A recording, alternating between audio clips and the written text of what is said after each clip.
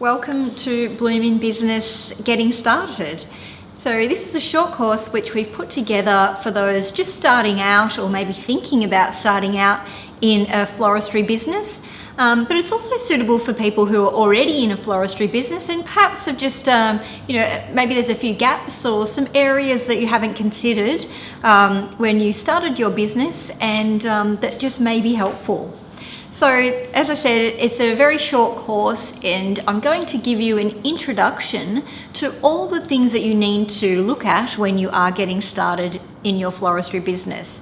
So welcome and congratulations for choosing floristry as a business. It's a most rewarding and fulfilling career and a business that not only gives to you but gives to others as well. So well done on that decision, and I look forward to taking you through the slides and just covering off what are the essential elements to getting started.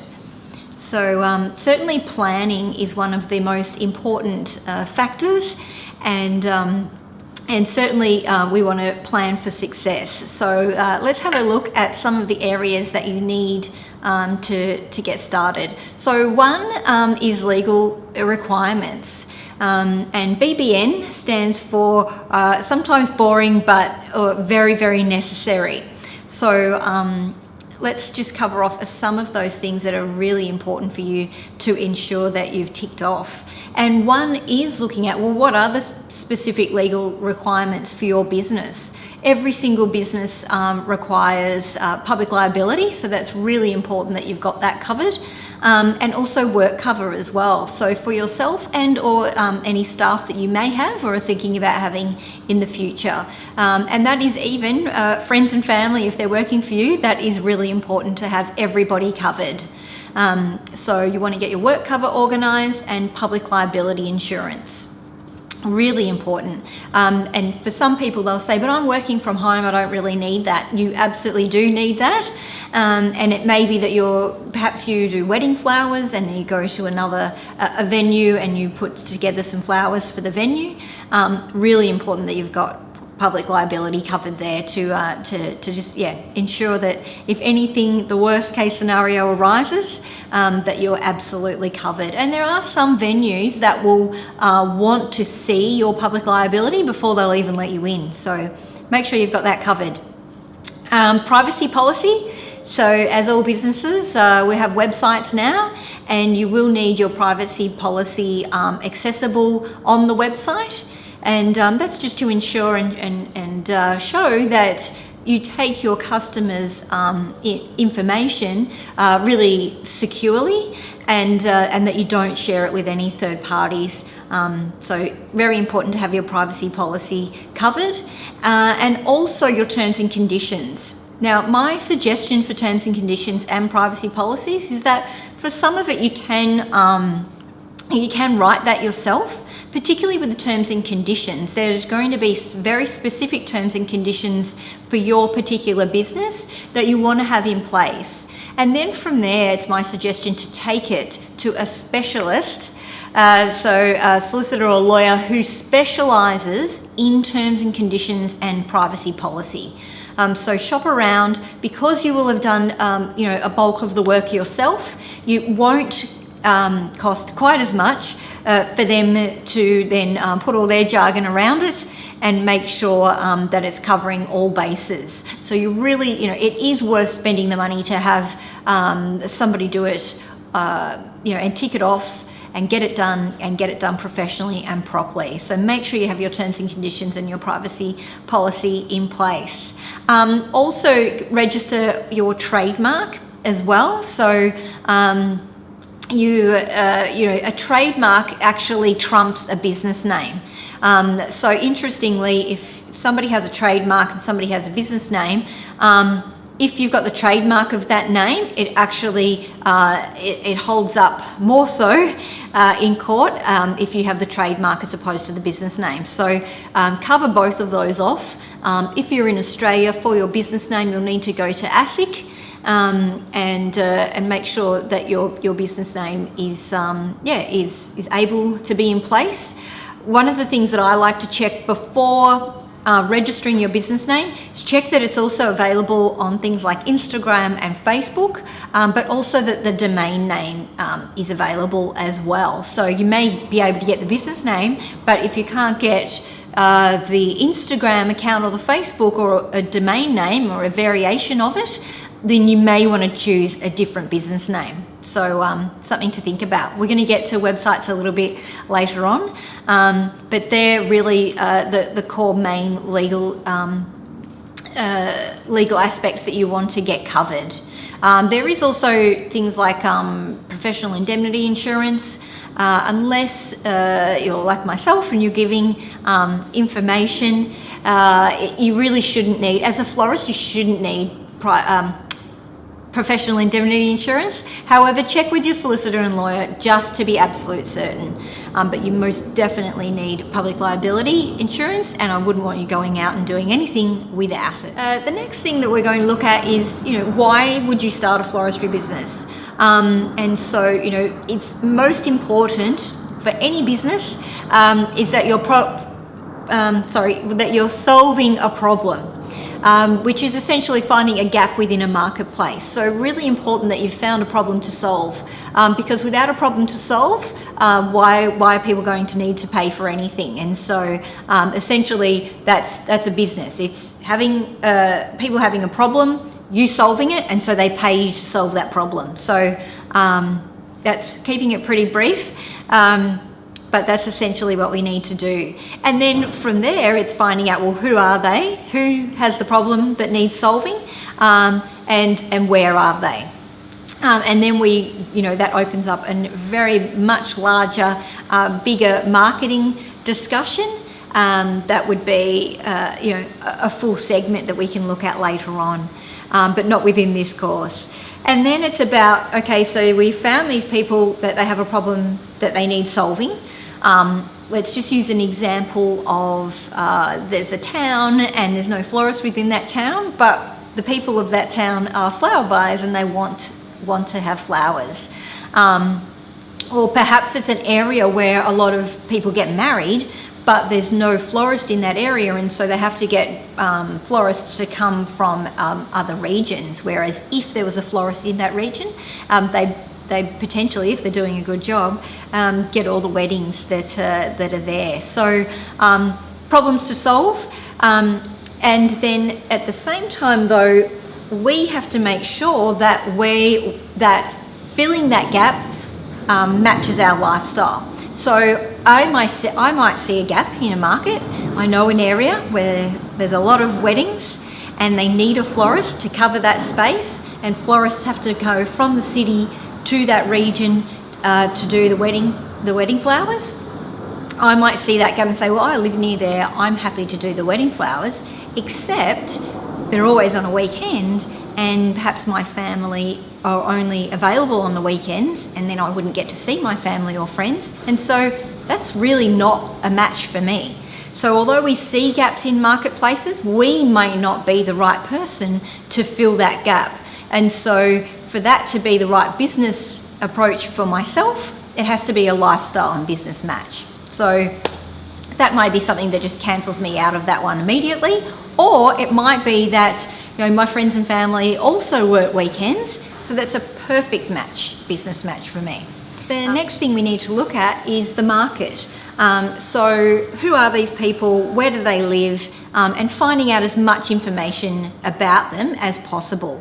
How old are they, what do they eat, where do they play, how do they play, what do they do, what do they spend money on, what makes them happy, their particular cultures that they belong to, and what will appeal to them essentially. And so it's really important to, as much as we possibly can, get into the minds of our potential customers, particularly if we've never been our potential customer. So what can make it really easy in business, and many people find that this to be true, is that they've once been the customer or are currently a customer, and that's how they find the gap in the market. So going back a couple of slides is talking about the gap and the problem to solve.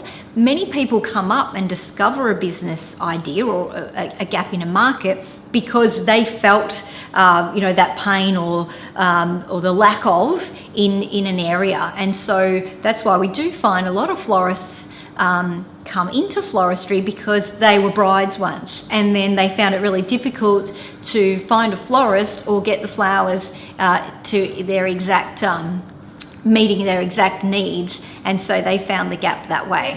Then it's really important to look at your business structure. What's your particular niche in the market as well? So again, going back to that problem to solve.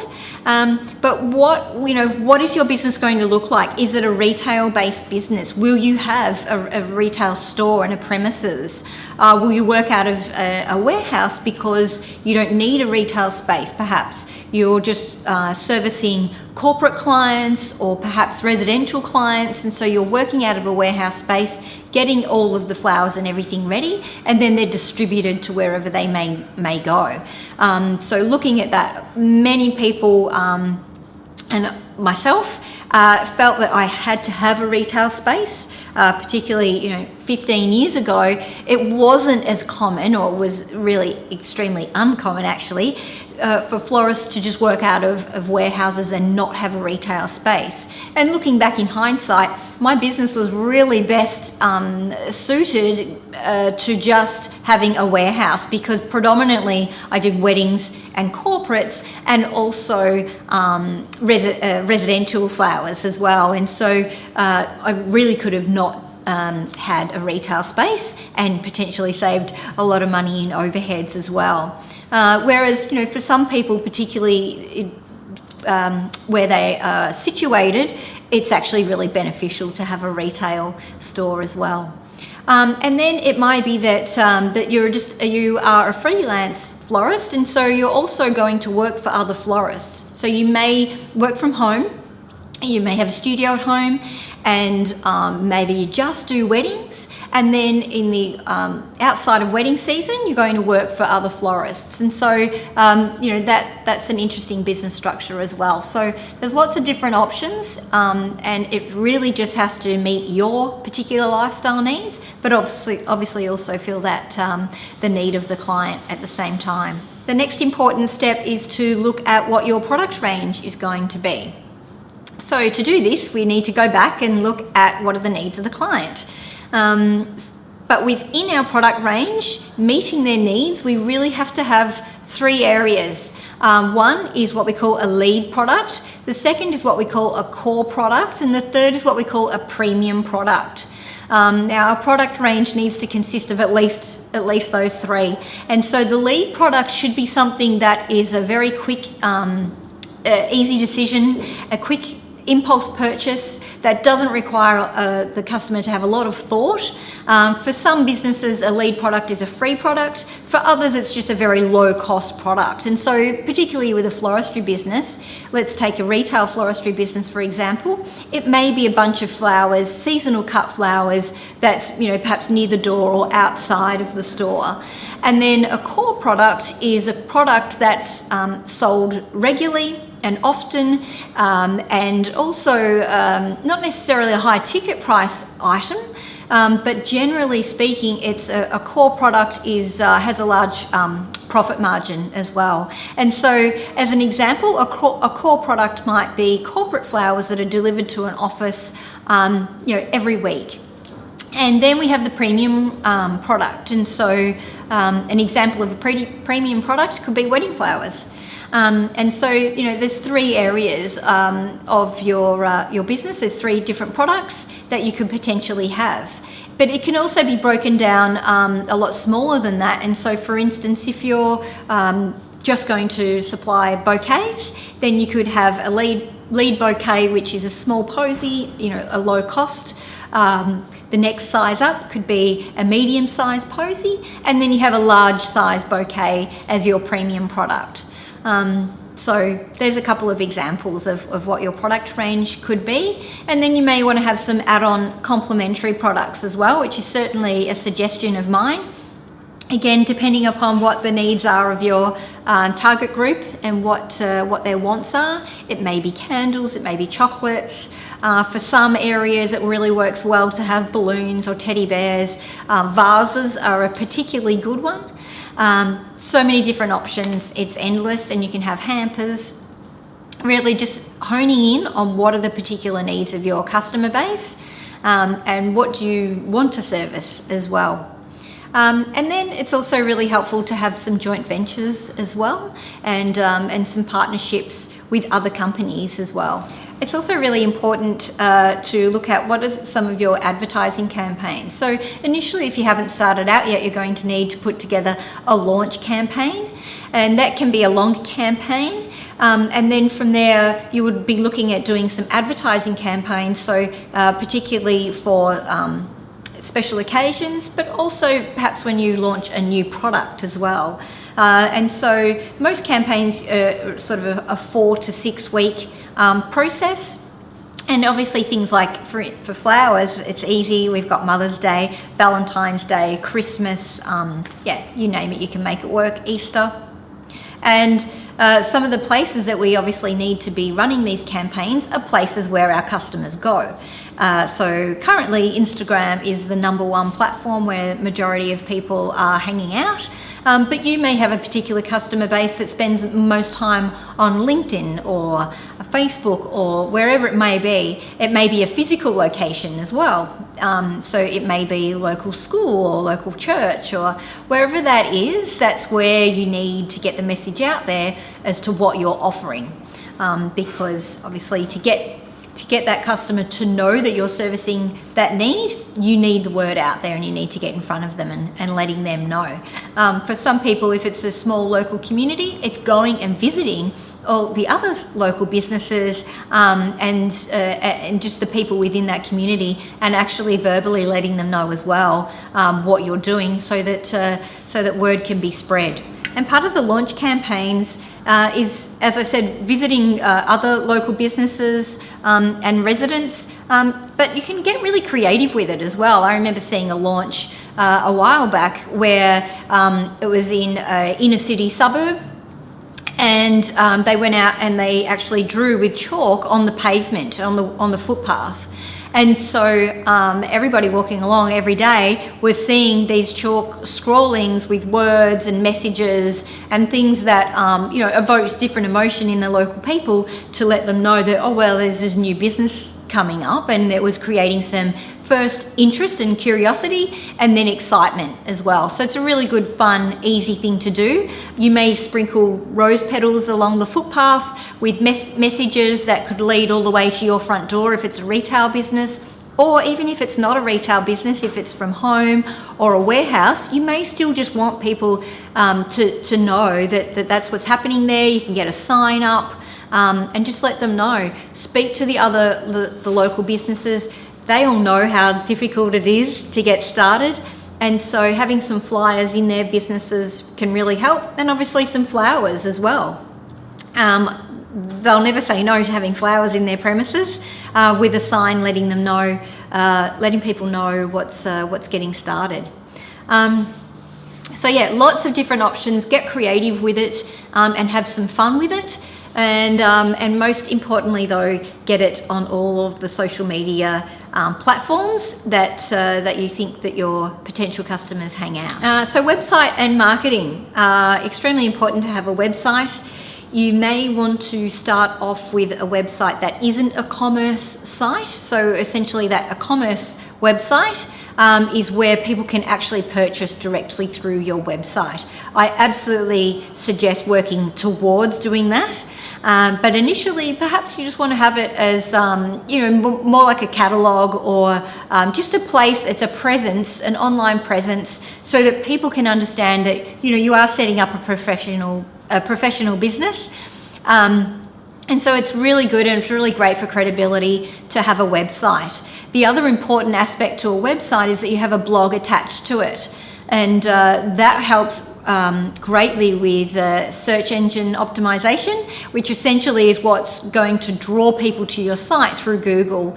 And that way you can get ranked, and you would want to get ranked on the first page coming up within your region.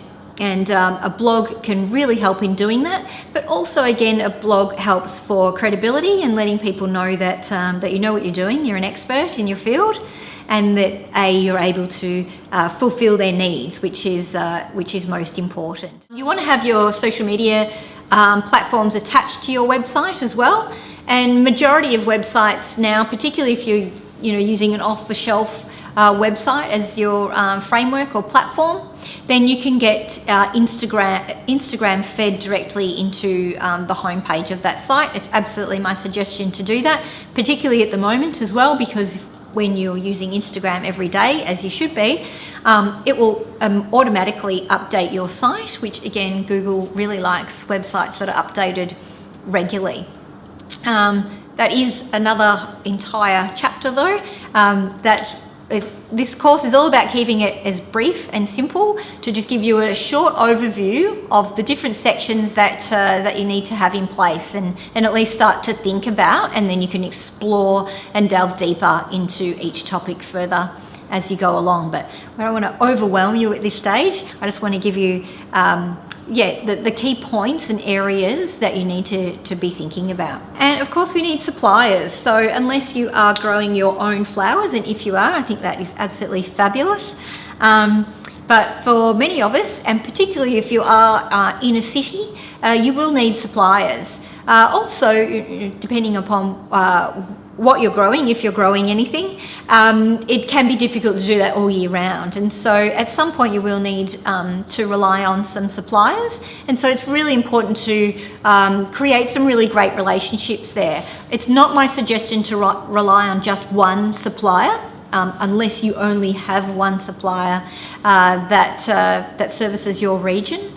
And purely because one supplier may be able to get one thing in that you need for a wedding, and then the other can get another thing in. But if you don't buy from them, and especially if you don't buy from them regularly, and it's something that's in short supply, they will give it to a florist that buys from them more regularly. So you've got to keep those relationships up.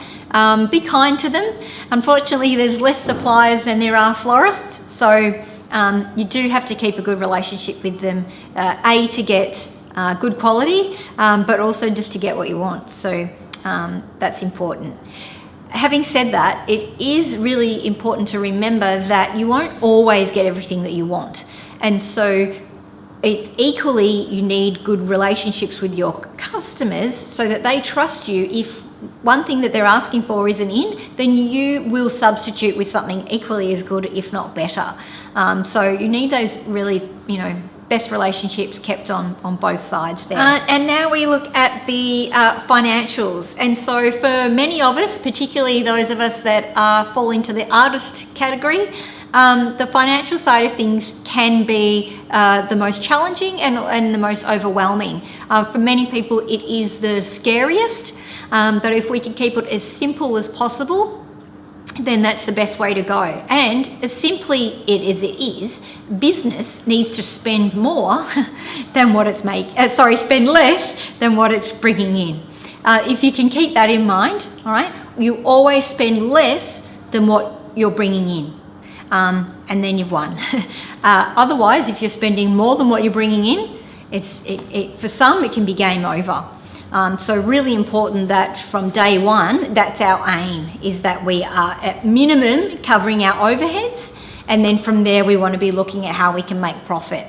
And so I would love to teach you on how to do that, because it's really, it is an absolute game changer. So something to keep in mind. You need to have some systems set up that work for you. So of course you have to have an accountant and preferably a bookkeeper, unless you like doing bookkeeping.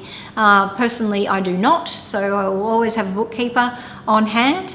But again, this really falls under that boring but necessary category, along with the legals. It's really important. You've got to have both there, but you also have to have a really good understanding of it. You don't necessarily have to have the full understanding of the legals, but you do have to have an understanding of what is the bookkeeper doing, why are they doing it that way, and the same with the accountant, because it's your money, and it's really important that you have a handle on where it's going and how it's being accounted for. So if you don't enjoy it, at least learn to have an overall understanding of it. That's really important.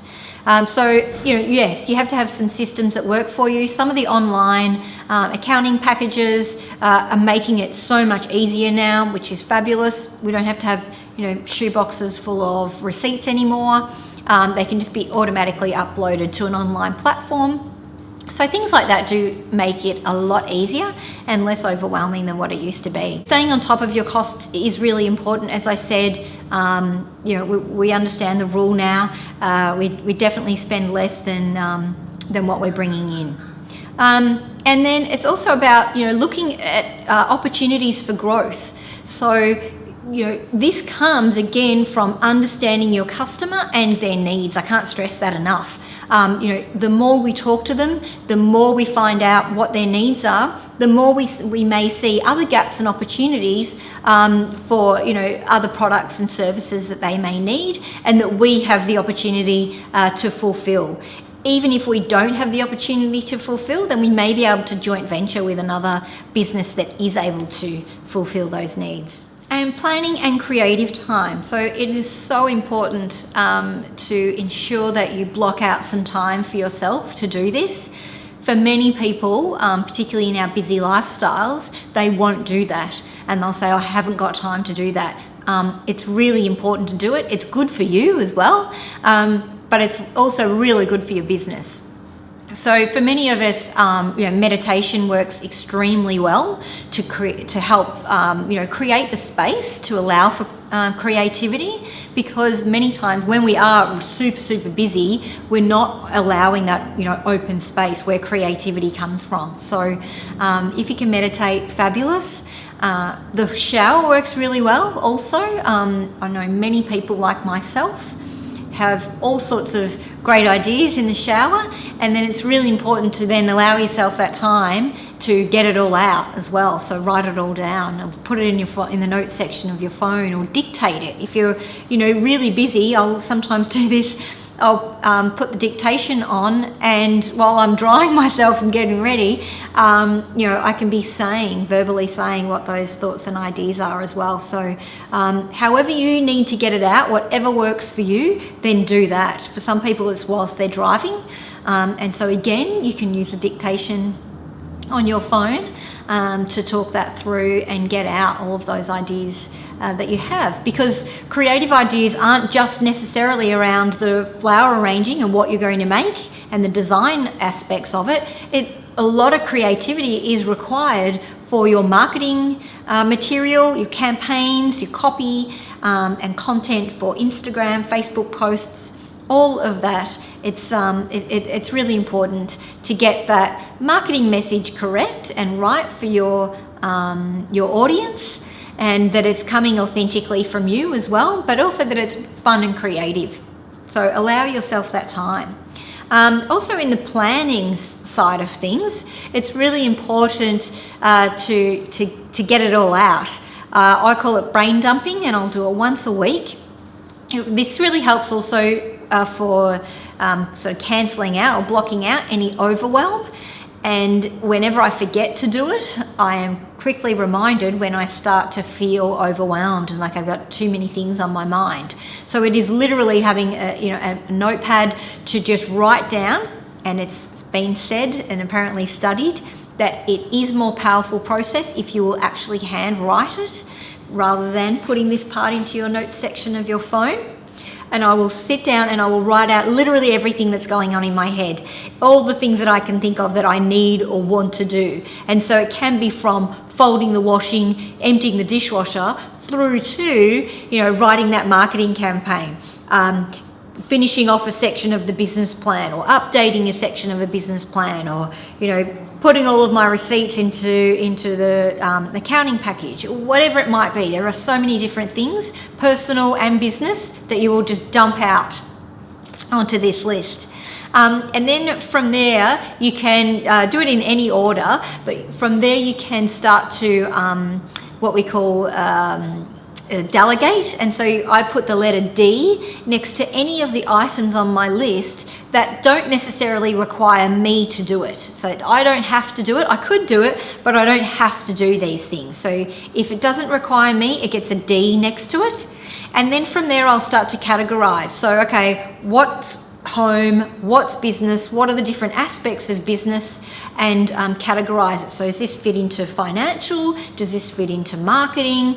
Does this fit into practical things that have to happen? And I'll have my different categories. I've got family, I've got myself as well. Please don't forget to do the things that you need to do for yourself, because that saying that goes, you have to put your own oxygen mask on first. Okay, so if you're not full of energy, you can't give back to others. So please put the self-care items on your list as well and make sure you're getting them done. And so from there, they're in their categories, and from me, then I'll look at, okay, so what are the areas of the most highest priority to me, and work with them first. Then I'll look at what's been delegated or what could be delegated, and I will either delegate them to people who otherwise could do them, or if there's something there that other people could do, but it makes me feel really good to do it and I want to do it, then I will do those items.